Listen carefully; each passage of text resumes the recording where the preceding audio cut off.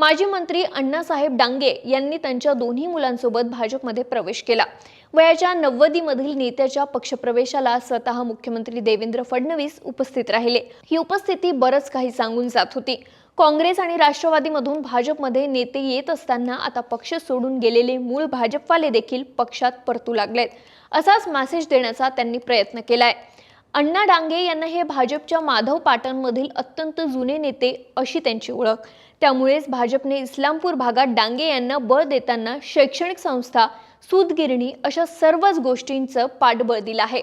आजही या संस्थांमधील लाभार्थ्यांमुळे इतर समाजाचा जनाधार तर डांगे यांच्याकडे आहेच, पण धनगर समाजाची ही मतपेढी डांगे यांनी स्वतःकडे ठेवली आहे। यातूनच राष्ट्रवादीमध्ये असताना जयंत पाटील यांनीही इस्लामपूरच्या राजकारणात चिमणराव डांगेंना उपनगर अध्यक्ष करून संधी दिली होती। गेली काही वर्ष जयंत पाटील यांच्या राजकारणात डांगे त्यांच्या सोबत राहिलेत, पण आता अखेर डांगे यांनी पुन्हा एकदा भाजपची वाट धरली आहे।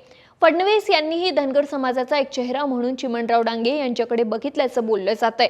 सध्या जिल्ह्यातील धनगर समाज काही प्रमाणात भाजप समवेत आहेच, पण डांगे यांच्या प्रवेशामुळे हा समाज आता मोठ्या प्रमाणात भाजप सोबत गेल्याचेही संकेत आहेत। आता झालं असं की डांगे हे भाजपमध्ये आल्याने पडळकरांचं वजन कमी होणार आहे, कारण पडळकरांच्या मागे असलेला धनगर समाज डांगे हे आपल्या सोबत खेचून घेतील।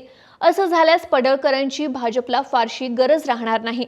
पण आता भाजप डांगे यांना कसं बळ देतं हे पाहावं लागणार आहे। तुम्हाला काय वाटतंय? भाजप पडळकरांना बाजूला करेल का? हे आम्हाला कमेंट करून सांगा आणि सरकारने आम्हाला सबस्क्राइब करायला विसरू नका।